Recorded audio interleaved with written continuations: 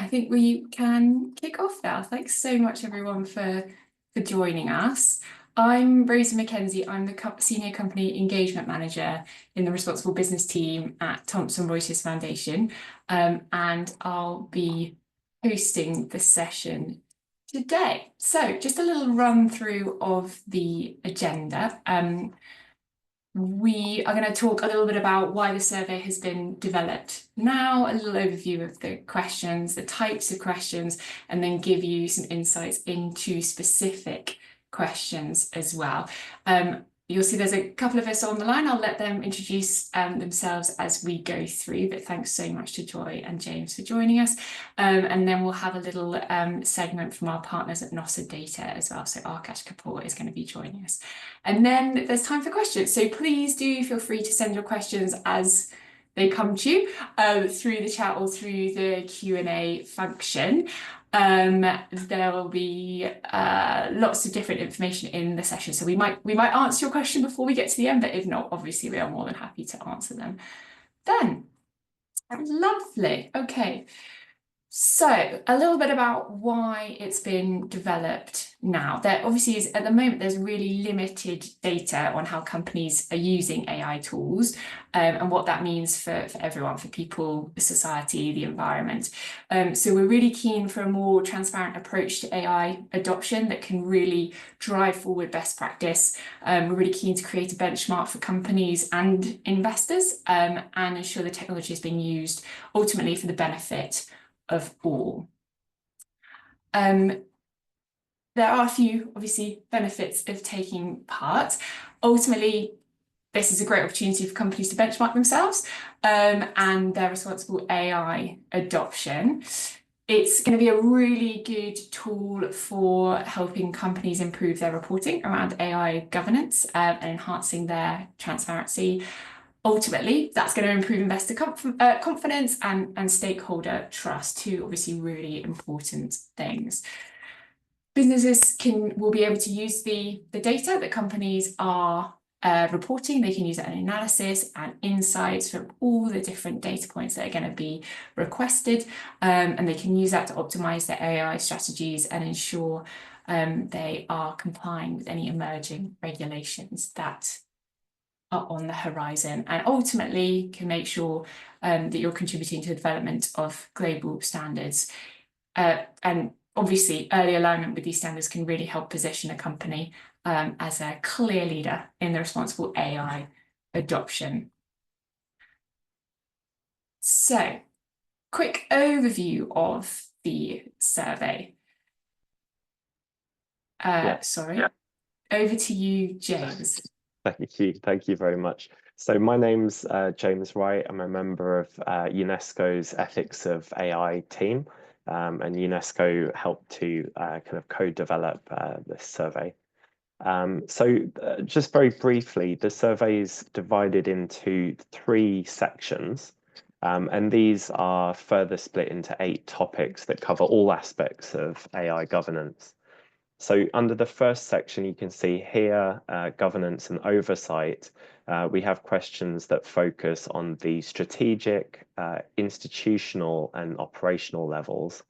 The second section, human capital, is split into questions looking at the impact on work and skills, workers' rights and representation, and diversity and inclusion. And then we have safety and security with questions that look at data and system security. So altogether, there are 48 core indicators that we recommend companies focus on answering. And in the survey, we always provide the opportunity to explain, why a question may not be relevant for a particular company or why the data may not be available. And then we also have around an additional 10 questions that provide extra context for investors and other stakeholders. So just in a very brief nutshell, this is the structure of the survey. So back to Rosie. Lovely, thanks James, and thanks again for joining us.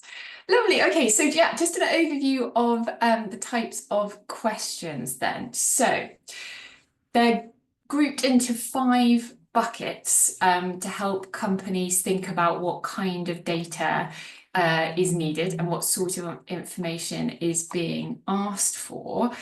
You'll see that the vast majority cover policies. So making sure that you're talking about the strategies and guidelines the company has around AI. So for example, something like, do you have a policy for ensuring there is a human overseeing AI systems that you develop and or deploy? Or do you provide training or reskilling programs for employees adapting to an AI integrated workplace? Next, numerous you'll see is a question specifically around what kind of oversight measures the company has here. So that kind of thing is around whether you have a plan for periodic review and adjustment of governance mechanisms in relation to AI, or does your company have a diversity, equity and inclusion committee, responsible staff or process that is consulted on AI projects? And then you'll see there's sort of an even split amongst the other types of the other buckets of questions. So for example, a commitment question is, do you have a concrete commitment to adhere to the values and principles of UNESCO's recommendation on the ethics of AI? Scene setting ones, so they're just to make sure that stakeholders have a complete picture, so they have all the information about what your company is doing. So something like, does your company use AI-powered HR tools? And then finally, questions about safety measures. So just making sure that the company has those parameters in place. So something like, which measures are in place to reduce the energy consumption and environmental impact of the AI systems you develop or deploy throughout its AI life cycle? And then you'll see that we've got these two columns here. So this type of question is very straightforward. So you have to you're presented with yes, no, and you have to select one of those options. Then there's a more complicated drop down. So you'll have several options and you have to pick from those. So what type of person, for example, is overseeing something. And then, so this should say URL or upload. So again, you're just providing evidence for something. So they're fairly straightforward to answer. And then we have some text boxes. So obviously, those are the opportunities to provide more information. As James mentioned, there's always the opportunity to say why you don't have the data or why a question isn't applicable to you as well. Lovely. Okay, I'm just going to pass over to Joy then to talk through some more example questions and the guidance as well, which is going to be pretty key. Joy, over to you. Sure. Hello, everyone. My name is Joy Zhang. I'm a Senior Research and Sustainability Manager at TRF, Thomson Reuters Foundation. I will just lead everyone to go through some example questions, like each question from, we will go through 3 questions. Each question comes from like the main section. So let's take a look of the first one. The first question is one of our commitment question, which is also fall into the first category, which is like the governance section. Because of like the whole series designed based on the UNESCO recommendation on the ethics of AI. So the very first question we are asking you for of the whole AI DDI survey is like, do you have a concrete commitment to adhere to the values principle of the UNESCO recommendation on the ethics of AI. Sorry, it's quite a lengthy name, but but just want to give everyone a brief introduction about what that looks like. So for the UNESCO recommendation on the ethics of AI that developed by the UNESCO AI department, which James is belong to, and this recommendation covers lots of different aspects. That is more than what that is, including like the governance, DEI, and environment perspective, and all this aspect. So James, feel free to jump into that if you want to add any details about like this recommendation. And also, like you can see, there's another follow-up question. So here, if yes, we will expect you can provide more details. For example, like if you have any like documentation showing the membership in the Business Council, which is also like very important part of the UNESCO AI department. And also like we would like to see any details about how the company actually integrate these principles in the recommendation into their own AI governance development and operations. So for the follow-up question, we will not score the follow-up question as a fundamental scoring, but we are highly encouraging anyone to answer the follow-up question. Any follow-up question you answered will be scored as a bonus score, and then you will receive the benchmark for the bonus score in the scorecard as well. This is like the first example from the governance section. Just want to check in, James, if you want to add more other details about UNESCO recommendation. I'd like to, but I think it would probably take too long. It's a big recommendation, but maybe just to add that the recommendation is aimed at governments, but it's also aimed at businesses and the way that businesses can ensure that they're developing and deploying AI in an ethical manner. And so we see this survey as helping to implement the recommendation, helping companies to know how to implement the recommendation for themselves. So just to make that point, and if there are any audience members that are interested in the Business Council, which is a group of companies chaired by Microsoft and Telefonica that have committed to the values and principles of the UNESCO recommendation on the ethics of AI. If you're interested in finding out more or potentially joining the Business Council, then please do get in touch with us directly. So thanks. Thank you for all these details. And also if you choose to disclose it to us, we will make sure you will also have the access to the full copy of the UNESCO recommendation on the ethics of AI, and that can work as a very good framework to disclosing to us and also to guide yourself to the ethical responsible AI adoption. So can we go to the next slide? Yeah, and the next one, let's take a look of our example human capital questions. So one example question we want to show you is does your company use AI-powered HR tool? You can see it's a very, very straightforward, very, very simple question. And the guidance is also very straightforward. We will only expect you can say yes or no. This is because we understand the company may at a different stage of the different AI adoption. We don't want to overcomplicate the disclosure process. So we want to make sure it's just all the scored question, all the fundamental question is just it's very easy to answer.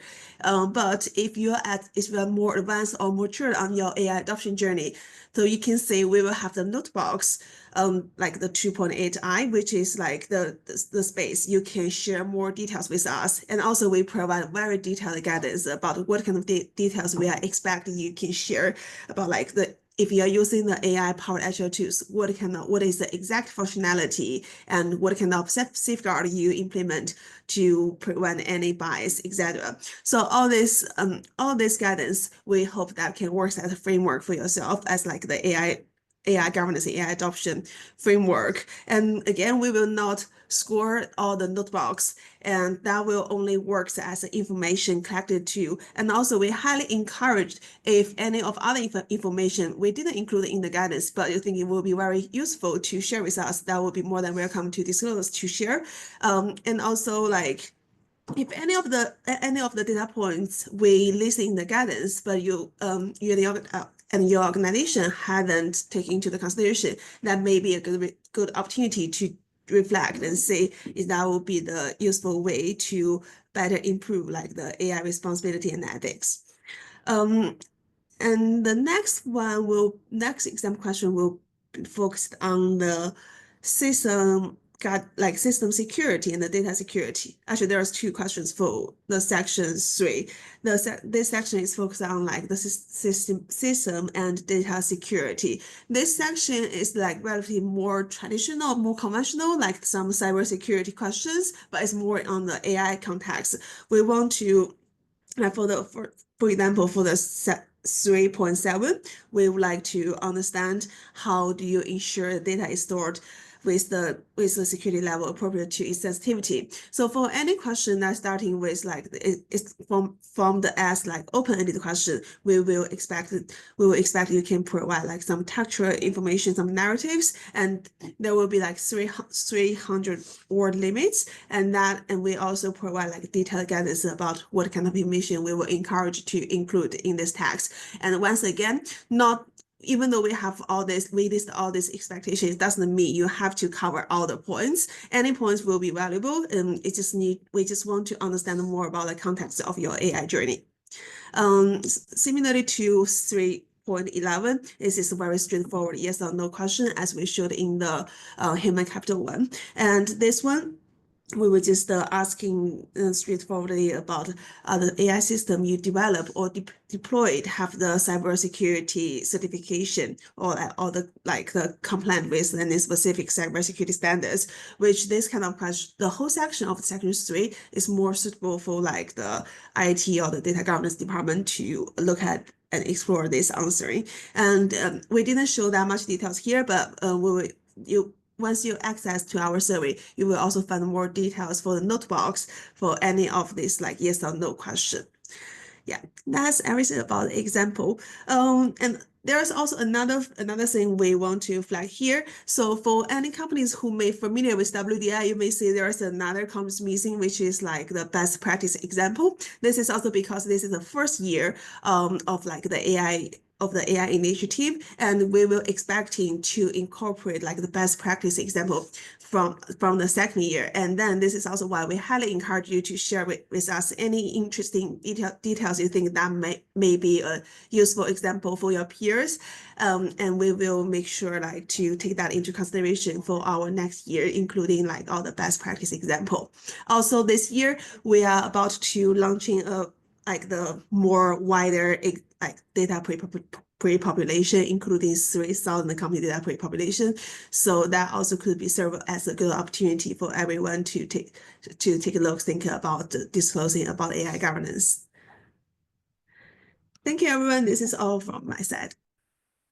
Lovely, thanks, Joy. So over to Akash. I've just given you permission to speak, Akash. Sorry, I always feel very dictatorial saying that, but you should be able to unmute yourself in 1 second to speak to us. Lovely.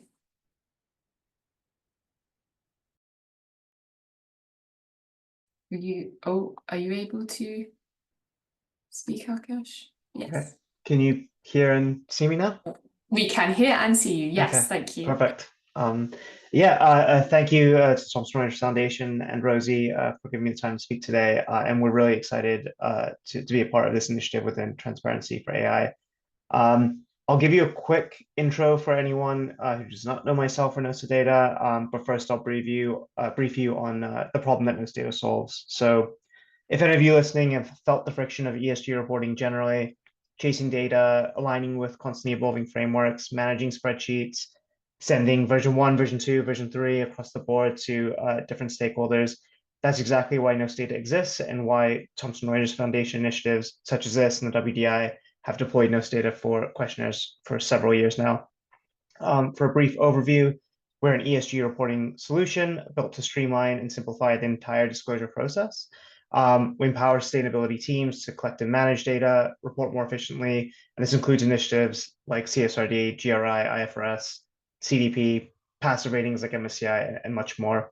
Our platform can help you create better framework alignment and gap analyses, and generally improve your stakeholder management. So we're really excited again to be a part of this initiative within AI Transparency. We've been kind of creating a one-size-fits-all tool for all ESG disclosures rather than just a general reporting tool. So we're really excited to add this AI Transparency initiative to the mix. Feel free to reach out to any of these links here or reach out to me directly. And thanks again, Sierra, for having me speak. And I'll pass back to you now. Thanks, Akash. Just to reiterate what Akash has said, we've used Nostadata for several years for our sister survey, the Workforce Disclosure Initiative, and we always get tons of good feedback from companies who have used it and who love all its functionalities. So thank you so much, Akash, to the whole team for everything you do. Lovely. Okay, so let's move to some questions then. So a few have come through in the chat and through the Q&A. Do please feel free to keep sending them. I will tackle them in order, and if Joy or James want to add anything, please do. So the first one, where can we access the survey? So The survey is ready. It is finalized. If you would like a copy of it in Excel, we can send that over to you. So please do get in touch. I've got some more. Oh, sorry, I'm trying to email. I just clicked on your LinkedIn, Akash, sorry, rather than clicking to the next slide. So you absolutely can get in touch with us for us to send it to you.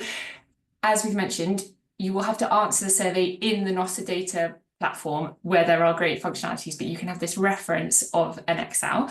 It is, and a website for the AI survey initiative will go live on the 6th of May, so 2 weeks today. So you will also be able to download this reference Excel version yourself, whatever you like, from the 6th of May when the website goes live. But now we can absolutely email it over to you.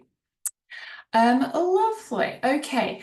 Next question is, what if the company did not explicitly reference the UNESCO recommendation, but you have internal documents that are relevant to the recommendation? Joy or James, do you have something you want to say to that, or I can definitely comment on that? James, do you want to comment first? Yeah, sure.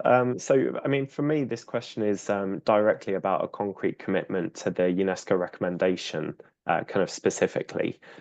So that's the reason why there's quite specific guidance about mentioning the recommendation explicitly in internal or external documentation.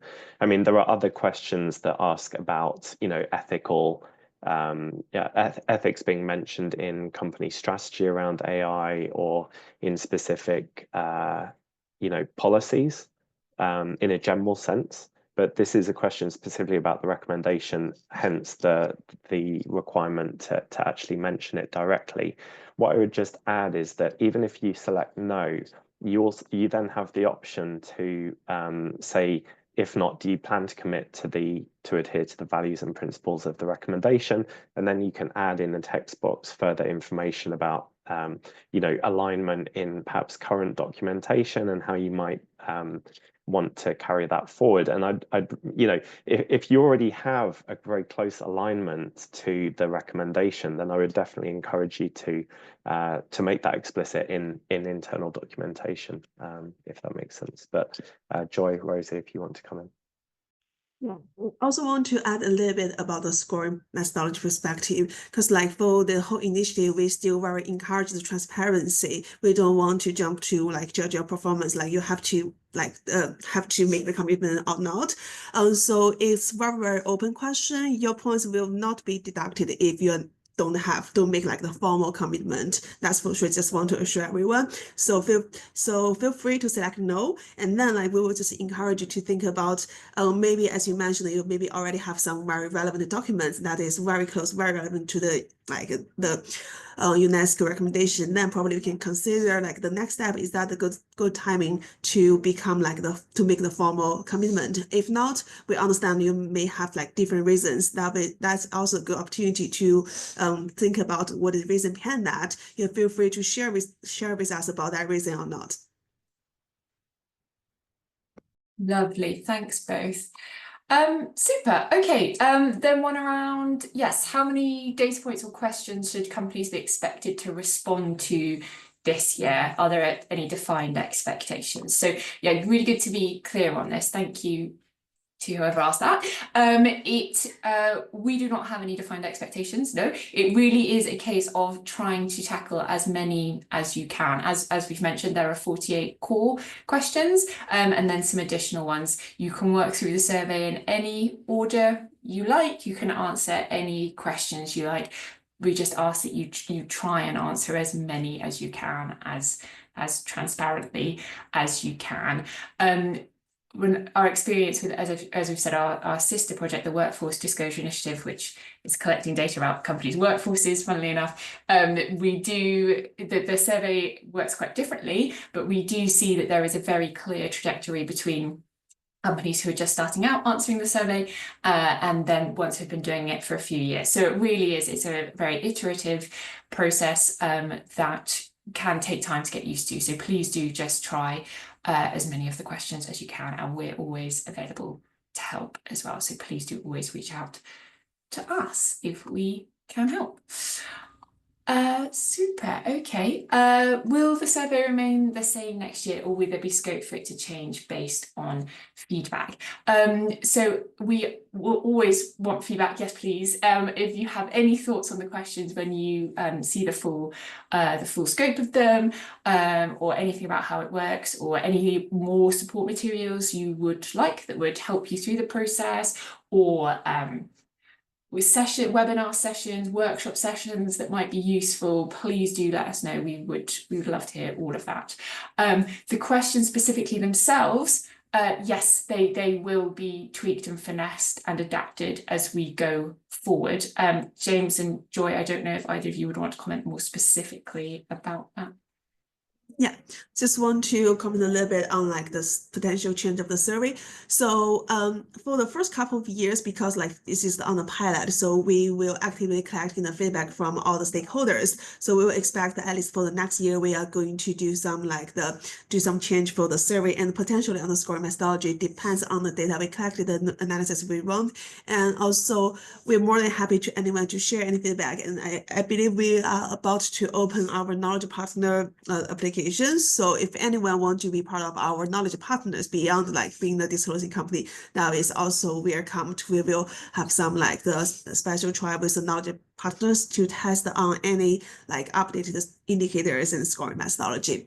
Beyond that, like once we are going to more settled, like confirm the major indicators, and then we will be very likely to switch to the WDM model. Like we will like stay for 3 years, similar question, and then do some like review by that cycle. But you can expect some change for the first couple of years. Lovely, thank you, Joy. Super. Okay, a few more questions have come through in the chat, so I'm just making sure some of them are obviously a bit duplicative, so hopefully we have already answered them, and other ones may be new, so I'm just checking that. So one around, will the data set enable tracking of company progress over time as the survey is repeated? So as we've said, yeah, it is iterative, and companies will get a scorecard that will show how complete their response is, and they will that will be compared to peer groups. So hopefully sector and country, as well as the companies who have been taking part for the same number of years. That will obviously become more interesting in a few years' time rather than this first year when everyone is doing it for the first time. And that will be a really good tool for companies to see how they are doing, how much data they have compared to other companies. And obviously when compared year on year, those scorecards are going to be really, really useful. Just to stress, those scorecards are confidential, so we won't publish them. Companies will be able to see them, and our investor signatories will be able to see them as well as the UNESCO team and the TRF team. So yes, absolutely, you will be able to track your progress. This will be a really good tool for helping you track your progress on where you have data, and how you're improving that data collection over the years and that oversight of the rollout of AI. Lovely. Just a couple of others, I think. Just checking. Oh, one around the glossary. Is there a glossary of terms to ensure we're interpreting technical AI governance concepts consistently? So yes, there is a glossary, which is a massive thanks to the UNESCO team and to Joy. So yes, that will be clearly defining all the terms that we use within the survey and the guidance itself. Joy or James, I don't know if you want to add anything to that specifically, or if I've answered that sufficiently. I think that's very clear. Great. Thank you. Lovely. Okay. One around, what's the best approach for explaining why certain indicators might not be applicable? The best approach is just to provide as much information as you can within the parameters of the survey. So even if a company, as we said a couple of times, even if a company doesn't have the data or doesn't feel the question is relevant, that's still really interesting for all stakeholders to know. So please do just put in as much company specific information as possible about why you don't have the data or why you think it's not relevant. That's all really useful. it does not reflect badly on the company if they are being as transparent as they possibly can be. That's our experience with the WGI, and it will be exactly the same with the AI survey as well. One around, if we can't answer all 48 core indicators, is partial disclosure still valuable, or should we wait until we can provide comprehensive responses? Please do just answer for whichever part of the business you have data for. That's absolutely fine. Ideally, obviously, all responses would cover the whole business, but if that's not possible, absolutely, partial disclosure is really, really useful and important as a starting point to give some context. Yeah, just want to add a little bit on that point. So we totally understand for lots of companies, the AI will not be deployed for the whole company strategy. Maybe only for HR, maybe only for some operation. So it's completely fine if you don't think that this. If you don't think like you can answer on behalf of the full company, but we will just encourage to make that clear on what kind of context like this AI deployment is happening, and also at the very beginning, not introduction there, I would say like just for the information gathering and before getting into the questions, we will also ask about your title, like so that will give us some sense. Maybe you just don't have to answer on behalf of the like whole company, maybe just on your own department. That's also fine.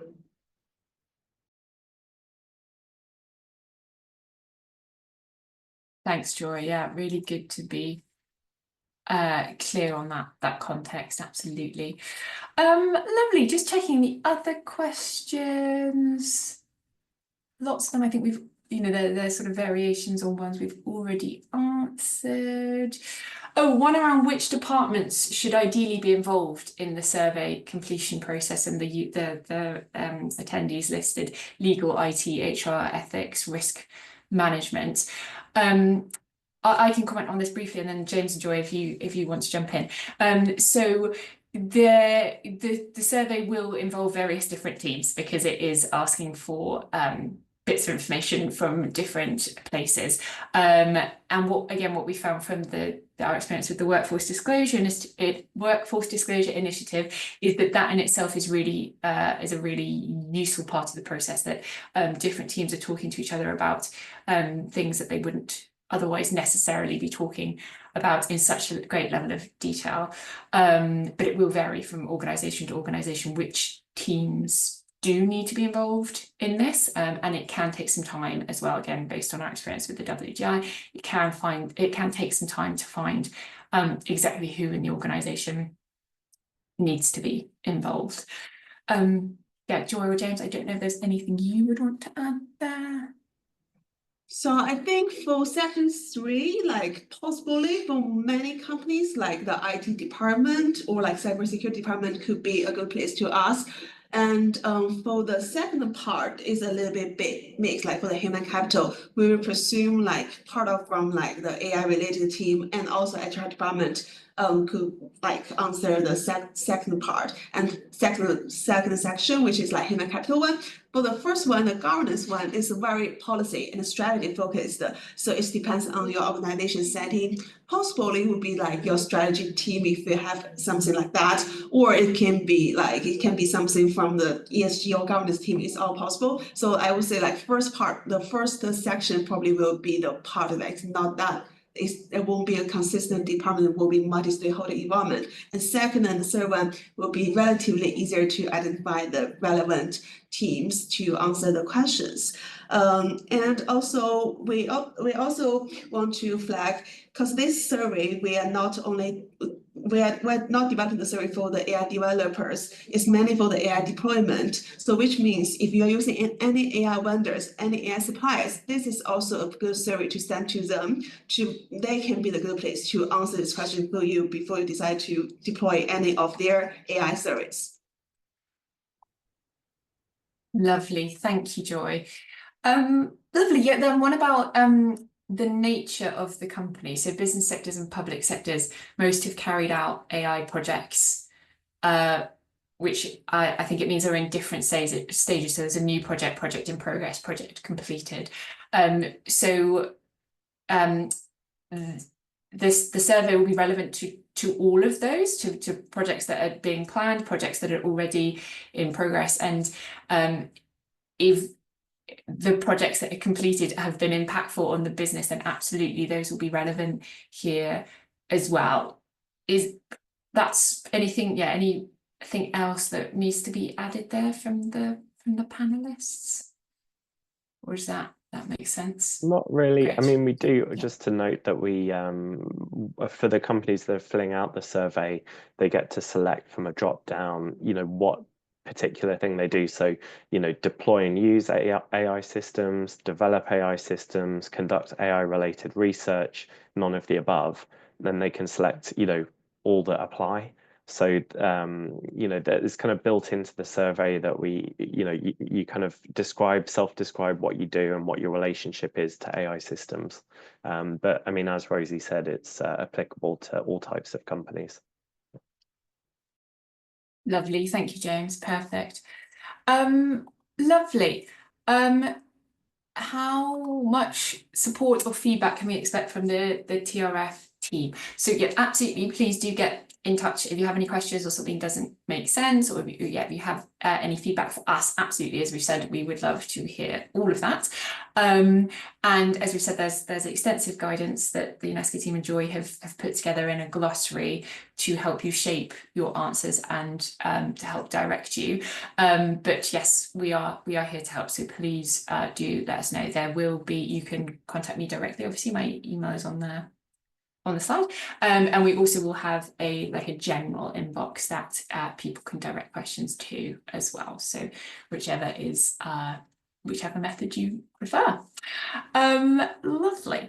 How will responses be shared with investors? Yes, good to be clear on this as well. So throughout the survey, you will be able to choose who the audience is for any particular answer. So in the FAB data platform that Arkesh was talking about, there'll be a toggle where you can set the audience. It will either be public, which means anyone can read that answer.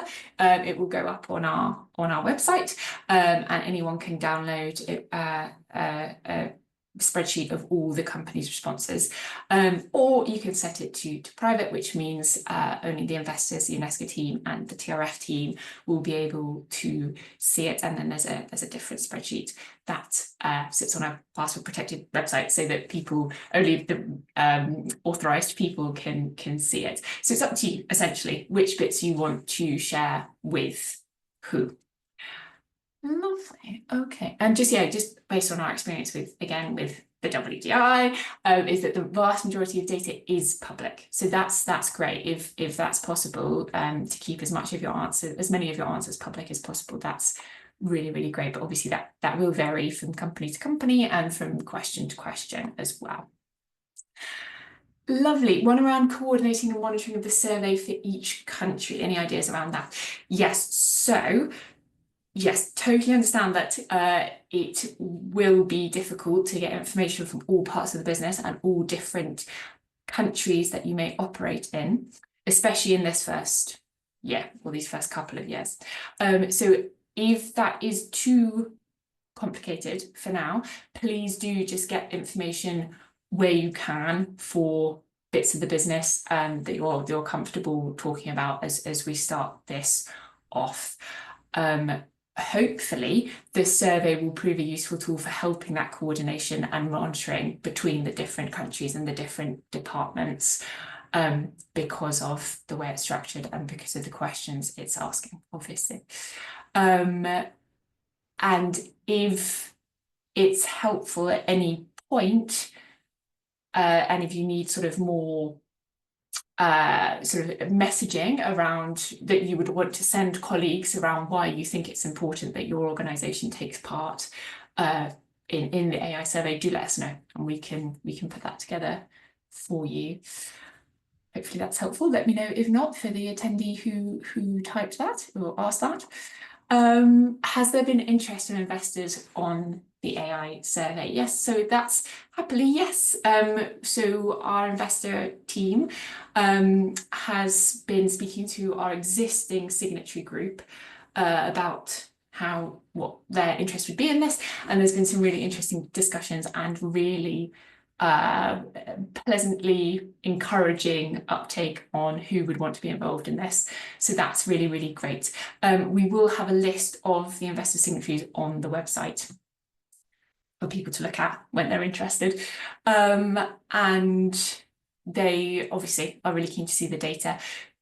Joy mentioned that we are doing pre-populations for 3,000 companies. So we are working with an AI partner to be pulling all the information from the relevant public sphere into populate the survey for 3,000 companies. So that will be a really interesting starting point for everyone, for the companies, so they're not starting from a blank page, and for the investors, so that they have that that benchmark level data as well for that many companies. Lovely. I think that's all our questions. I'm just going to have a quick scroll. Sorry, everyone. I think that is everything. So thank you very, very much, everyone. We can call an end there. Thank you so much, James and Joy and Alkesh as well, for your time. Thank you all the audience members. And yeah, please do get in touch. Any questions, feedback, or if you want to see the Excel version of the survey. Otherwise, yeah, we're very much looking forward to when the disclosure window opens on the 7th of July. So that's when companies will be able to get into the Nostr data platform and officially start answering the survey. Okay, thanks everyone. Thank you.